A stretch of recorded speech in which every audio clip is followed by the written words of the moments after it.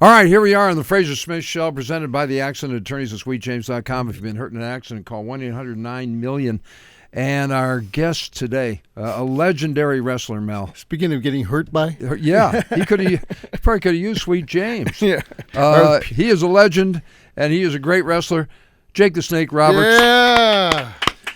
Chokehold guy. Jake, good to see you, buddy. Thank you. You know, today, the first thing I did today, I watched your match against on YouTube against Andre the Giant. Oh, God. Oh. Wow. That must have been, what was it like fighting a giant? It was hell. Pure hell. Yeah, it looked like it, man. It was, brother.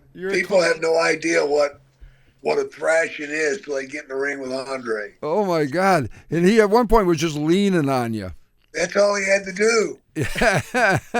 You know, you did great, though. I mean, you hung in there, and you got some shots in, and then you got him up, twisted in the ropes. Yeah. And you were getting Damien the Snake out ready to unleash it, and then the $1 Million Man came and stole Damien. Yeah. Bastard. Well, things happen. But you got it back and threw Damien in the ring, and then you won by DQ.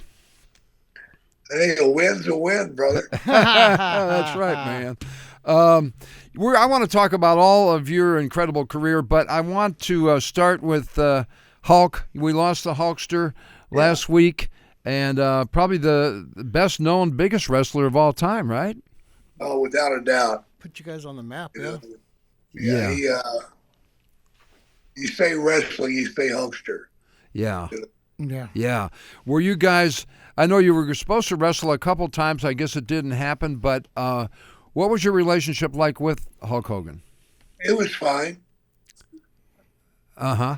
And he, you probably came along just as he was starting to peak, right, as the main guy? He was well on his way whenever I got there. You know, one thing about wrestling, I was a big fan growing up, and you were, I guess everybody starts in the regional shows, right? Well, back then you did. Yeah. Oh, okay.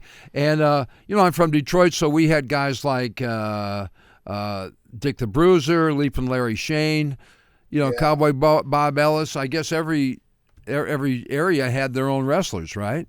Yeah. Yeah, absolutely. And did you start that same way? Yep, sure did. And then you worked your way up to the big time. What was your first big break, your first big match? I think my first big match was probably with Stu Hart in the Hart territory in Calgary, Alberta. Ah, okay, right. First big main event. Was that part of the whole Hart wrestling family? Yes, it was. Yeah, they were legendary. So you got there, and then that moved you towards the big time, and all of a sudden you were. Step by step. Yeah, yeah. Is that a little bit like moving from like minor league baseball into Major League Baseball? Yeah, you have to go through each division.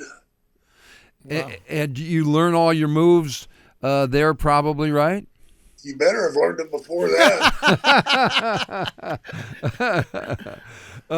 So when you got to the big time, that must have been exciting for you, was it? And probably nerve-wracking too, right? Oh, there's a lot of pressure. A lot of pressure. And some of the people, I know you had some stuff going on. Who were some of your feuds with? Macho Man. Okay. Randy Savage. Ted DiBiase, the model Rick Martel.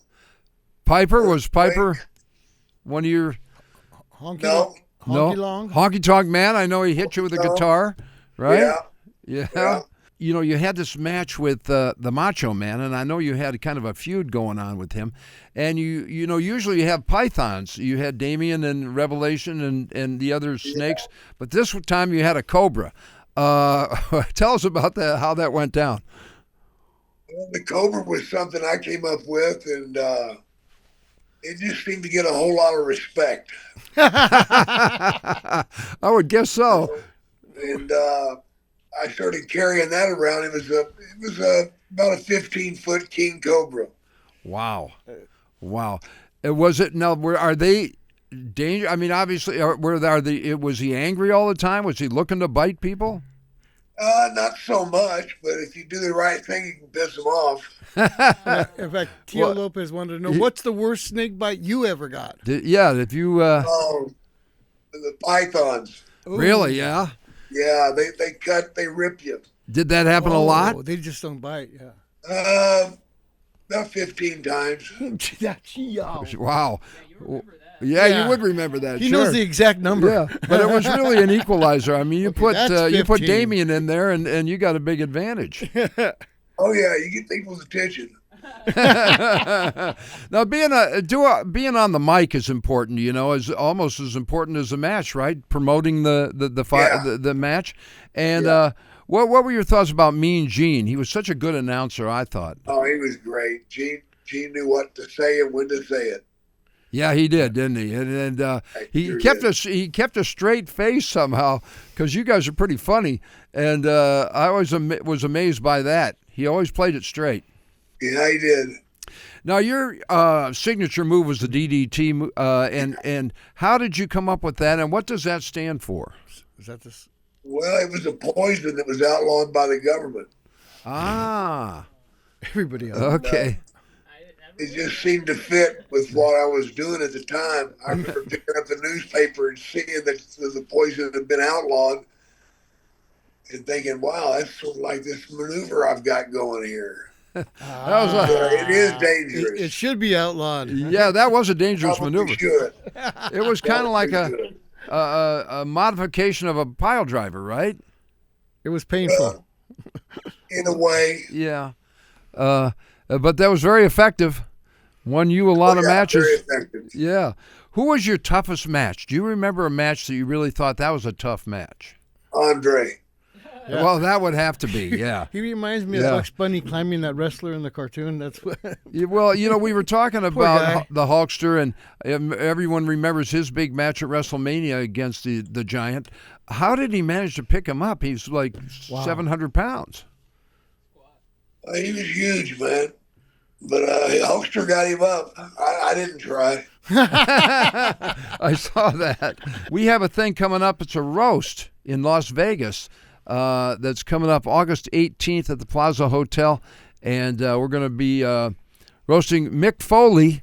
He had to be one of the toughest wrestlers ever, right? Yeah, because he was a maniac.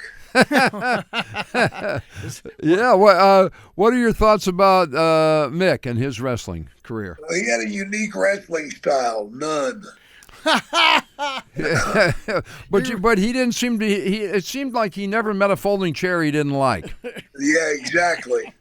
Exactly. Yeah. He was out there, man. He took some shortcuts. That's for damn sure, but they were expensive. Well, he was a character, man, and so we're going to have fun roasting him. I'll look forward to seeing you there. Just quickly, what are your thoughts on some of the managers, the wrestling managers? Who are some of your favorites? Jimmy Hart. Of course, yeah. Yep. Yeah. Bobby Heenan. The Brain. Yeah, Bobby is excellent. Yeah. A great manager. And the Snake Pit. You had the Snake Pit. You took over after Piper's Pit went out. You came on with the Snake Pit. Did you have fun doing that? Yeah, it was a good time. Very cool. Yeah, you were great at that. Well, I'm going to see you there at that thing August 18th. It'll be a good time. Yeah, I'm looking forward to it, man. And thanks for joining us today. We really appreciate you. Thank you very much. All right, Yeah. take care. Thank you, buddy. There he is, Jake the Snake Roberts. How about that? There you go. A legend right there. Great wrestler.